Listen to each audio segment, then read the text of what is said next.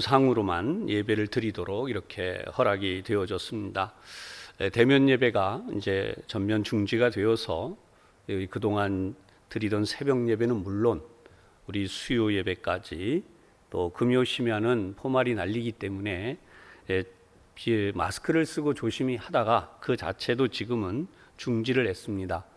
유튜브로 우리 함께 예배를 드리는데 잠시 여러분 혹시라도 교우들 중에 지난번에도 그 말씀이 있었는데 영상을 틀어놓고 있었는데 영상이 나오지 않는데요. 그래서 혹시라도 그런 분들을 위해서 다시 한번 안내 말씀을 드리면 핸드폰이 되었던 여러분들이 컴퓨터가 되었던 리프레시라고 하는 기능이 있어요. 그냥 화면 띄워두면 경우에 따라서는 나오지 않는 경우가 있습니다. 그래서 핸드폰을 가진 분은 위에서부터 아래로 한번 훑어 내려주세요. 손가락으로. 그래 주시면 화면이 다시 만들어지면서 띄워졌던 화면에서 이 설교 말씀, 새로 올라오는 말씀이 나오게 됩니다. 컴퓨터는 다시 한번 이 화면을 껐다가 켜주셔도 좋습니다. 1, 2초 만에 이 모든 일이 다 진행이 될 수 있기 때문에 그렇게 해주셔서 영상으로 함께 예배 드리는데 어려움이 없도록 새벽 예배도 새벽 5시에 또 여러분 수요 예배도 오후 7시에 이렇게 2주간 동안 긴급 방송을 하니까 우리 교우들이 함께 참여해 주셔서 귀한 은혜로 하나님 앞에 예배하시면 감사하겠습니다. 자, 그런 의미에서 양쪽에 앞뒤에 있는 분들 평소에 우리 인사하듯이 인사하겠고 우리 여기 가정에서 예배드리는 분들도 축복하겠습니다. 오늘도 하나님 은혜가 충만하시기 바랍니다. 오늘 말씀의 제목은 그 행하는 일에 복을 받으리라 라는 제목입니다. 오늘 말씀의 본문만을 잠시 읽고 생각해 본다면 대단히 도덕적으로만 보여집니다. 이 말씀들이 가지는 핵심이 있어요. 그 핵심 키워드라고 하는 단어는 그 몇 가지 말씀을 오늘 나누려고 하는데 가장 중요한 문장 하나는 바로 이것입니다. 우리 자신을 속이지 말라. 세상은 남을 속이기도 하지만 우리 자신도 속인다는 거죠. 그럴 수 있다는 것이에요. 현대 사회에서 소위 적응이라는 단어를 떠올리지 않을 수 없습니다. 좋은 말로는 사회성이죠. 어린아이가 이제 태어났습니다. 부모님의 사랑 또 가족들의 사랑을 한껏 받으면서 이 아이가 성장을 합니다. 그리고 마침내 유치원을 가게 되죠. 그리고 더 성장하면 초등학교를 들어가서 이제 그곳에서 많은 것을 배우기 시작합니다. 점점 자라나는 모든 환경이 그렇듯이 그곳에서의 자신의 모습을 이제 이렇게 저렇게 터득을 해가요. 그래서 소위 말하는 정체성이 생기는 것이죠. 이때 서서히 배우게 되는 것이 건전한 사회성이 있습니다. 그러나 이 사회성이 건전하게 성장하는 것만 있는 게 아니라 부정적이라고 할 수 있는 부분도 성장을 해요. 그게 뭐냐? 자신의 마음은 그렇지 않아요. 그런데 옆에서 이렇게 말합니다. 잘한다. 아, 너 참 잘한다. 이런 이야기. 물론 이것 때문에 교육이 되죠. 그러나 자신의 마음은 그렇지 않은데 잘한다는 칭찬을 듣고 또 사람들 사이에서 인정받고 싶고 이런 것에 익숙해지면서 환영받는 이런 것도 익숙해져 갑니다. 근데 이 속에 우리의 마음이 이중으로 나누어지죠. 나도 모르게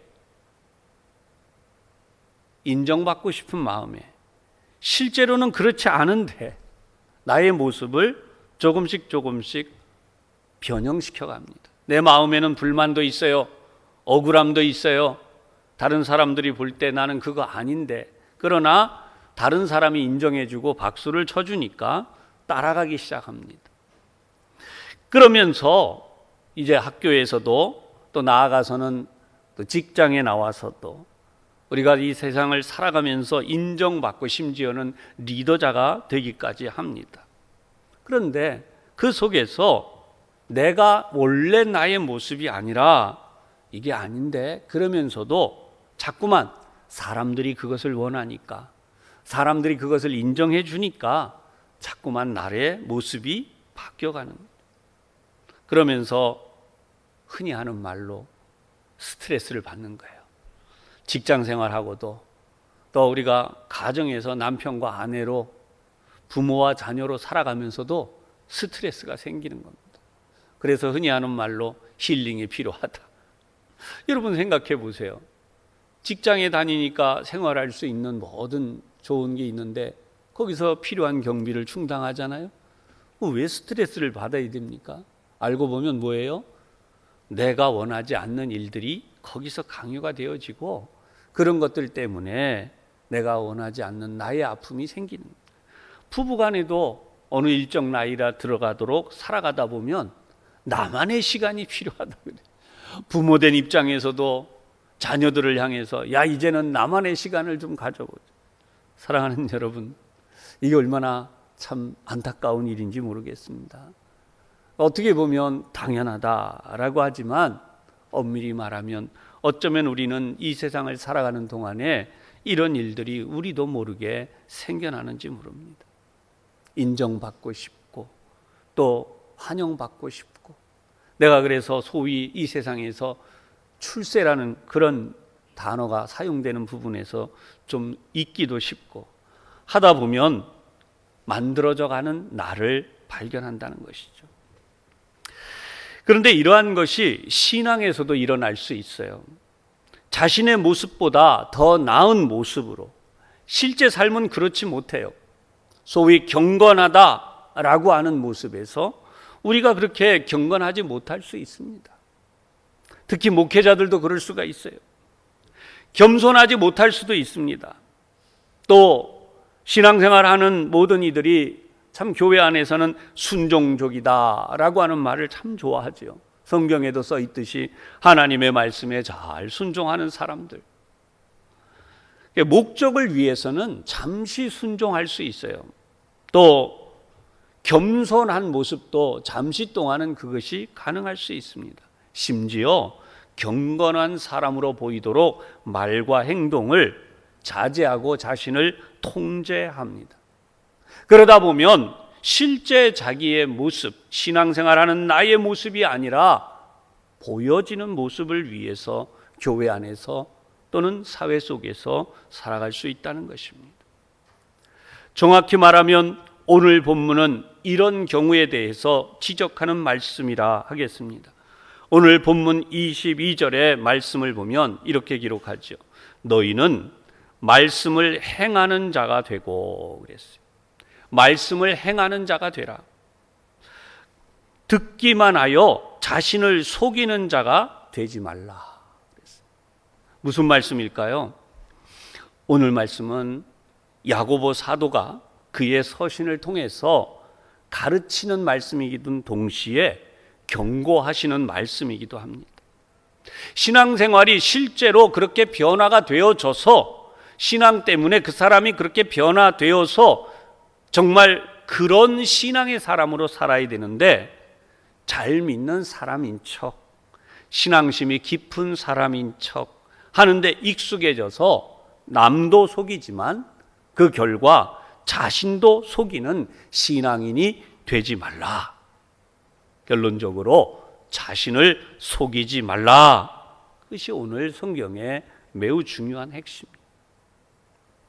왜 그런가? 23절과 24절을 보면 이 설명이 나와요.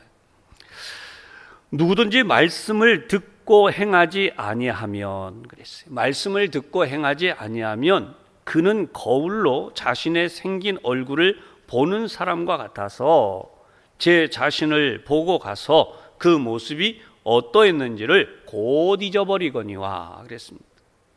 사실 이 당시에 거울은 오늘날 우리가 쓰는 거울처럼 아주 맑고 투명한 모습은 아니었다 그래요. 약간 부연 모습으로 보여지는데, 어찌 됐든 말씀을 듣고 행하지 않는 것이 어떤 결과를 가져오는가 곧 잊어버린대요. 어떤 것을 잊어버리나, 실제 자기의 모습을 거울로 잠깐 보고는 돌아서면 내 모습이 어땠는지를 잊어버리는 것처럼, 말씀을 듣고 행하지 아니하면 그런 결과가 되고 만다. 이렇게 경고하고 가르치는 말씀이에요. 안타까운 사실이 하나 있었는데요. 이 중세 시대 유명한 종교개혁가 마틴 루터는 바로 이 성경을 보고 뭐라 그랬냐, 이 야고보서를 보고 지푸라기 서신이다, 지푸라기 서신. 왜냐하면 야고보서에는 당시 종교개혁가들이 주장했던 이신칭의 오직 믿음으로 라고 하는 이 말씀과는 완전히 역행하는 가르침. 그런가 하면 예수님의 가르침조차 이 말씀에 구체적으로 언급되지 않고 있다라고 해서 지푸라기 서신이다, 이렇게 표현을 했다 그럽니다.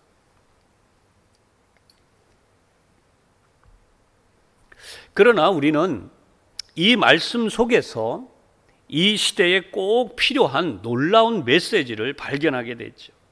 그것이 바로 오늘 조금 전에 말씀드린 내용을 포함한 25절의 내용이에요. 25절 봅니다. 자유롭게 하는 온전한 율법을 들여다보고 있는 자는 듣고 잊어버리는 자가 아니요 실천하는 자니 이 사람은 그 행하는 일에 복을 받으리라. 매우 중요한 부분이 담긴 말씀이 뭐냐? 자유롭게 하는 온전한 율법을 들여다보고 있는 자라고 하는 표현. 야고보 사도는 온전한 율법이다라고 표현합니다. 여러분, 이 온전한 율법이란 무엇입니까? 25절 앞부분, 처음 부분에서 보면 자유롭게 하는 것이다 라고 합니다. 다시 말하면 조금 전에 말씀드린 것처럼 내가 경건한 신앙인인 척, 내가 믿음 생활 잘하는 척, 내가 교회 안에서 얼마나 봉사를 많이 하는지, 뭐 이런 저런 것들을 포함해서 신실한 신앙인의 모습을 보여주려고 하는 이것이 아니라 진짜 자유롭게, 정말 흔히 세상에서 말하는 힐링이라고 말하는 그 표현이 신앙생활 속에서 이루어지도록 살아가는 것이, 교회를 왔더니 얼마나 행복한지, 말씀을 보니까 얼마나 행복한지, 찬양을 하니까 얼마나 행복한지, 기도를 하니까 얼마나 행복한지, 그래서 기도 생활이 자꾸 늘어가요. 찬양하는 시간이 늘어가요. 말씀을 보는 시간이 늘어가요. 교회 와서 신앙생활하는 시간이 자꾸 늘어가는 것입니다. 예배마다 즐겁고 행복하고, 와서 교회에 봉사하는 모든 일이 행복하고. 여러분, 그러다 보니까 누가 하지 말라 그래도 그렇게 하다 보면 우리 삶이 자꾸만 변화되어져서 율법이 요구하는 바로 그런 삶을 살아가게 된다는 것이죠. 그런 부분에서 자유롭게 하는 이라는 말씀을 하고 있다는 것입니다. 사도 바울도 같은 메시지를 전하고 있습니다. 바울은 예수님께서 그 은혜로 우리를 율법의 속박에서 자유케 하였다라고 선언했습니다. 로마서 8장 1절에서 2절의 말씀입니다. 그러므로 이제 그리스도 예수 안에 있는 자에게는 결코 정죄함이 없나니 이는 그리스도 예수 안에 있는 생명의 성령의 법이 죄와 사망의 법에서 너를 해방하였음이라. 아멘. 여러분, 그리스도 안에 있으면 결코 정죄함이 없다라고 하는 이 말씀, 이미 우리에게 자유를 선언한 것이죠. 뿐만 아니라 예수님 안에 있는 생명의 성령의 법, 바로 그것이 죄와 사망의 법, 율법이죠.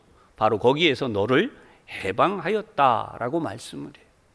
바로 이러한 맥락에서 다시 한번 오늘 본문 25절을 보면 이렇게 우리가 이해하기 시작합니다. 25절 본문이에요. 자유롭게 하는 온전한 율법을 들여다보고 있는 자는, 바로 자유롭게 하는 온전한 율법, 바로 이 율법을 들여다보고 있는 자는 듣고 잊어버리는 자가 아니요 실천하는 자니 그랬어요. 아멘. 듣고 잊어버리는, 하나님의 말씀을 그때만 전시적으로 사람들에게 보여주기 위해서, 아니 내가 그 시대에 거기 필요한 자리에서 뭔가 좀 척하기 위해서 그렇게 하나님의 말씀으로 위장하고 그렇게 했다가 그 시간이 딱 지나가면, 좀 이런 표현이 그렇지만 세상 사람들이 놀고 즐기듯이 관광버스를 탁 타면 교회 다닌다는데 그게 무슨 의미가 있어요? 여러분, 그게 즐거움이 무슨 의미가 있어요? 우리가 찬양을 할 때에 세상 자랑 다 버렸고 세상 즐거움 다 버렸다는데,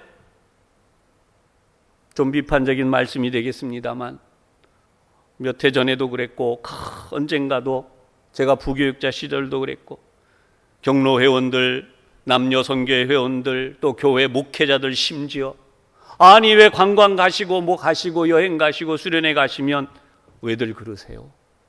찬송 부르면 안 된다고, 복음성가는 절대 부르지 말라고, 아니 세상 자랑 다 버렸고 세상 즐거움 다 버렸는데 왜들 그렇게들 하셨어요? 지금도 언젠가 말씀드렸지만 제가 기억하는 권사님이 한 분 있어요. 그분은 정말로 가요고 뭐고 다 잊어버리신 분이에요. 그래서 이분한테 얼마나 강요를 하는지 주변에서. 그래서 이분이 어떻게 하셨나, 아마 이분 천국 가셔서 지금 이 얘기를 들으시면 그분 웃을지 몰라요. 체구도 왜소하시고 연세 많은 권사님, 도저히 쥐어짜도 아무것도 나오질 않아요. 세상 노래가 나오질 않아요.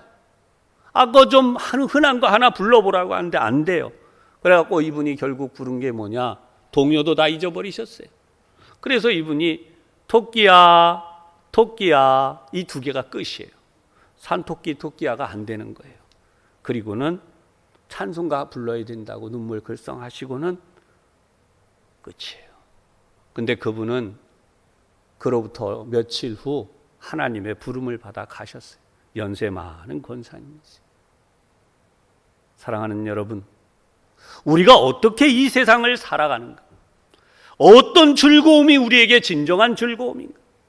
세상에서 깨어지고 무너지고 상처받고 아파하고 모든 것에서 우리가 더 이상 어찌할 바를 모를 때 하나님의 말씀을 대하고 그 말씀으로 위로를 받고 그 말씀으로 능력을 받고 그 말씀 속에서 우리가 살 길을 얻어서 영생을 받은 하나님의 자녀로 이 세상을 살아가야 할 텐데, 결국은 자유롭게 하는 온전한 율법을 단지 관광, 소위 말하는 아이 쇼핑이죠. 르킹 어라운드라는 말이 있죠.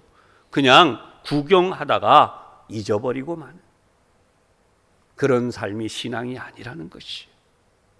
실천하는 자니, 아멘, 실천하는 자니 이 사람은 그 행하는 일에 복을 받으리라. 여러분, 오늘 야고보 사도가 하고 싶은 말이 무엇입니까? 이 세상의 모든 것은 하나님이 주관하십니다. 믿는 사람 안 믿는 사람, 좋은 일 나쁜 일, 세상에 우리가 시간 속에 보면 교회 와서 예배 드리는 시간에만 주님이 주장하시는 것이 아니에요. 얼마나 우리가 하나님이, 어제도 우리 아까 광고 시간에 잠깐 우리 집사님 부상당한 이야기를 잠깐 들은, 그게 터지고 폭발하리라고는 생각을 안 했다는 거예요. 자기 앞에 있는, 당신 앞에 있는. 그러나 하나님이 얼마나 사랑이 많으신지 의사가 보고 참 다행입니다, 당신. 얼마 안 있으면 퇴원하겠습니다. 좋은 말을 할 정도로 하나님이 보호하십니다. 우리 모든 순간에 하나님이 우리를 보호하세요. 지하철을 타고 버스를 타고 거리를 가고 시장을 가고 사람을 만나고 하는 모든 순간에 우리가 이 코로나라고 하는 이 질병에 우리가 왜 노출이 안 되겠습니까? 그러나 하나님이 그 속에서 우리를 지켜주세요. 코로나뿐이 아닙니다. 수많은 문제들이 기다리고 도사리고 있는데 하나님이 왜 그 순간에 눈 깜짝할 사이에 일어나는 수많은 사건 사고 속에서 하나님이 주관하고 계시기 때문에 우리를 늘 지켜주시고 보호하세요.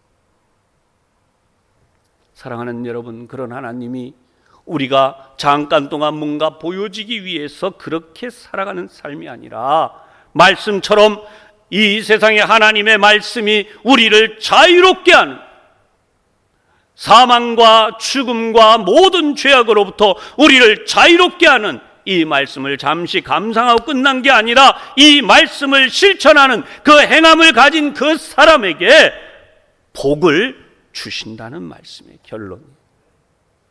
제가 늘 설교할 때마다 강조하지만 목사가 축원합니다. 축복기도하고 기도할 때마다 축복합니다. 물론 목사에게 축복권이 있어요. 그렇게 축복하라고 성경에도 기록되어져 있습니다. 그러나 그 복을 주시는 분은 하나님이세요. 그 복을 받을 수 있는 건 본인이에요. 하나님의 말씀을 대하고 하나님의 크신 사랑과 은혜 속에서 내가 그 말씀에 대하여 아멘으로 행할 때에 성경에 있는 말씀도, 설교를 통해서 듣는 은혜의 말씀도, 심지어 목사가 축복하는 기도도 그 사람의 삶 속에 이루어지게 되는 것입니다. 그것이 야고보 사도가 하는 결론이에요. 우리가 오늘 이 정도로 결론을 맺어도 좋겠습니다만, 초대교회 수장으로 불리던 베드로 사도와 함께 나란히 쌍벽을 이루었다고 해도 과하지 않은 예루살렘 교회의 지도자 야고보 사도가 이 정도 윤리적인 수준에 머무는 메시지를 전하는 것일까요? 그런 의미에서 우리는 초대교회의 상황, 야고보 사도가 그의 서신인 야고보서를 저술하여 보낸 이유를 다시 살펴봐야 되겠습니다. 당시 배경을 알기 위해서 야고보서 1장의 말씀 중에 1절에서 4절의 말씀을 제가 봉독해 보겠습니다. 하나님과 주 예수 그리스도의 종 야고보는 흩어져 있는 12지파에게 문안하노라. 내 형제들아, 너희가 여러 가지 시험을 당하거든 온전히 기쁘게 여기라. 이는 너희 믿음의 시련이 인내를 만들어내는 줄 너희가 알미라.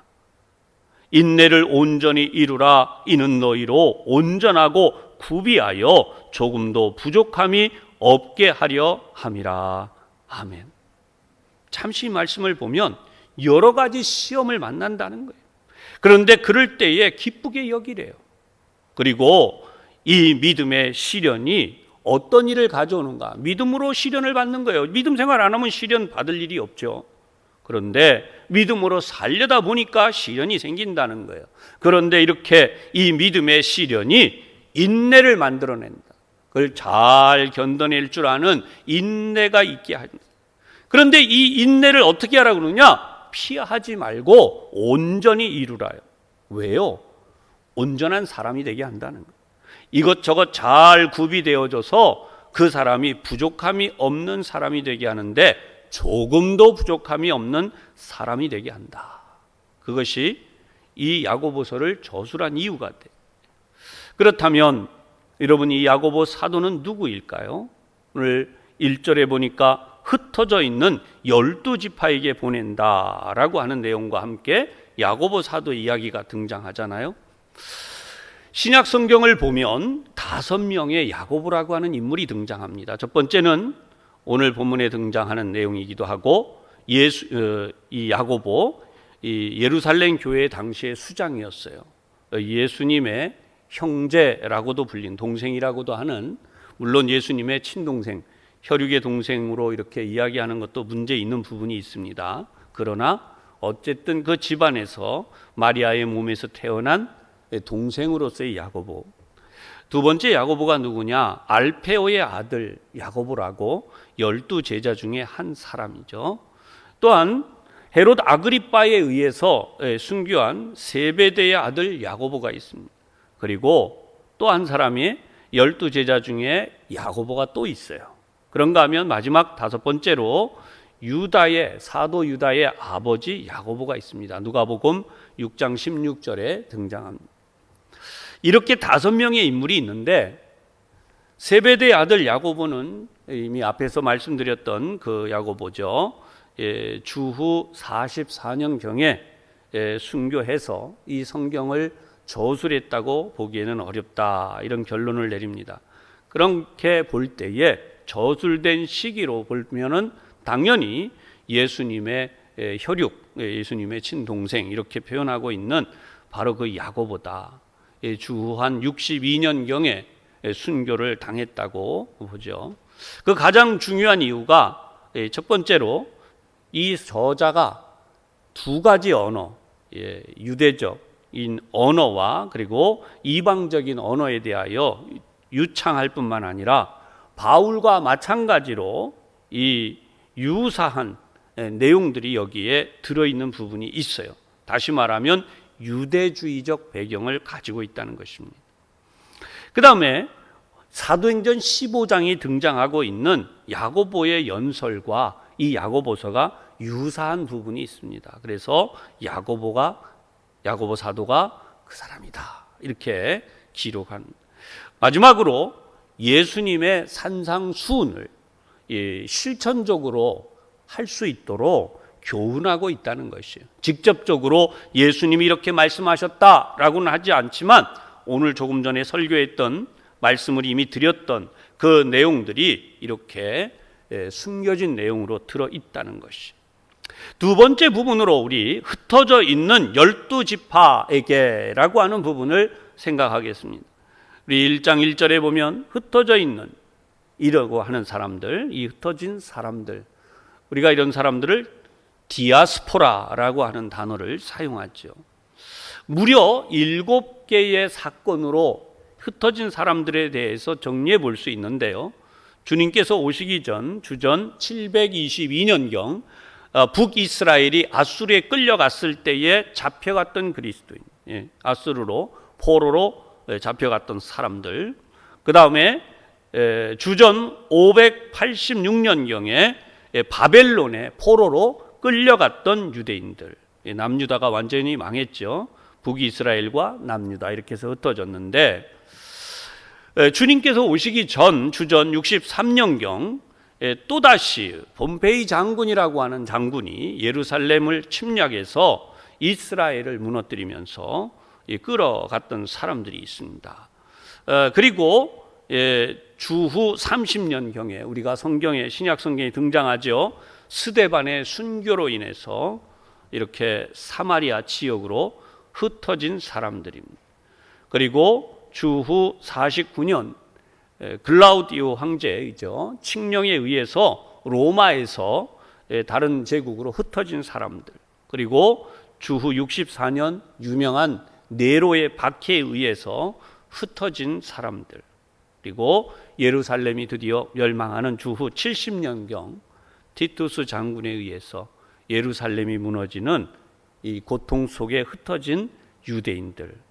그래서 이런 배경으로 볼 때에 흩어져 있는 12지파의 형제들이다라고 오늘 야고보서 1장 1절의 배경으로 등장하고 있습니다. 이렇게 본다면, 이런 배경을 가지고 다시 한번 본다면 여러분, 이 메시지는 엄청난 내용을 가져오게 돼요. 그것은 뭐냐? 한 가지 소개를 드릴 일이 있는데요. 그것은 2018년 2월에 야고보서 주해와 설교라는 주제로 제41회 성경신학회 정기 논문 발표회가 서울에 있는 어떤 교회에서 있었고, 여기에 교수님들이 바로 이 야고보서 주해와 설교라는 내용으로 주제 발표를 진행했었습니다. 이 부분을 제가 보면서 여러분, 초대교회의 현실과 이 시대의 현실이 마주치는 부분이 생겨요. 그런 의미에서 함께 이 부분을 설명하면서 잠시 고민하고 은혜를 받으려고 하는 것입니다. 야고보서 논문의 내용이 이런 내용이에요. 야고보서의 문제는 12지파, 흩어진 12지파로서 자기들이 처해 있는 사회와 문화 속에 살면서 기독교인의 정체성을 잃었다는 거예요. 기독교인의 정체성을, 그들이 처해 있는 사회와 문화 속에 살면서 그 기독교인들의 정체성을 잃었다는 것이죠. 그리고 하나님이 아닌, 그동안 그들이 신앙생활 해왔던 그런 것이 아닌 그 세속화된 상태에 타협하고 그런 삶으로 그들이 변질되어져 가는데 이유가 있다라고 이야기를 해요. 그래서 이 내용이 어떤 내용이냐? 이 논문의 어떤 한 교수님은 이런 이야기를 합니다. 야고보서에 나타난 두 마음의 문제라는 주제 발표를 해요. 그래서 두 마음을 가진 자, 디프시코스라고 하는 단어인데요. 그래서 이 야고보서 1장 8절, 4장 8절 여기에 이 단어가 사용되고 있대요. 그래서 이 단어의 의미가 뭐냐? 당시 그리스도인들이 직면하고 있던 세속적인 문화, 바로 이 문화와 그들이 가지고 있는 그리스도인의 정체성과의 이 문제를 처방하기 위해서 기록된 책이 바로 이 말씀이다. 이해가 되시죠? 야고보서는 그냥 버려진 책이 아니라는 거예요.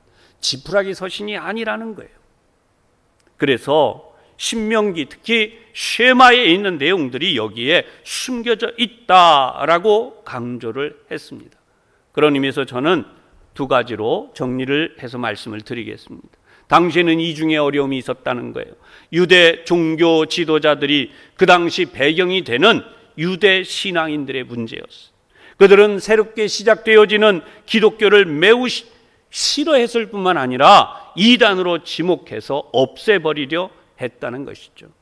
또 다른 하나는 이방인들이 이방신을 믿는 그들의 배경으로 살아가는 사람들의 입장에서는 이 새롭게 시작되는 기독교가 당연히 없어져야 될 종교로 그들의 삶을 위협하고 생존과 제도권을 위협하는 그런 것으로 받아들여져서 오랫동안 그들이 신앙의 뿌리가 내린 그 환경으로서는 정말 이 기독교에 대한 박해와 어려움을 주기 때문에 여러분, 오늘 우리가 이 성경에서 보았던 것처럼 그냥 신앙인인 척하는 모임에서 모임이 있고는 그리고는 그들의 일상으로 돌아가면 신앙인이 아닌 모습으로 살아가기 시작했다는 것이, 그것이 바로 수만 명으로 추산되는 예루살렘 교회의 성도들뿐만 아니라 흩어져 있는 12지파에 대한 예수 그리스도 우리 주님의 마음을 담은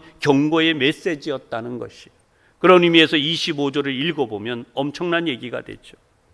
25절 다시 한번 봅니다. 자유롭게 하는 온전한 율법을 들여다보고 있는 자는, 자유롭게 하는 온전한 율법을, 정말 구원받기에 합당하고 영원한 천국에 들어가기에 합당하고 이 세상에 그 어떤 것도 할 수 없는 온전한 율법을 들여다보고 있는 자는, 듣고 잊어버리는 자, 즉 성경책만 붙들고 있는 자가 아니요, 성경책만 붙들고 있는 자가 아니요, 실천하는 자니. 아멘. 실천하는 자니.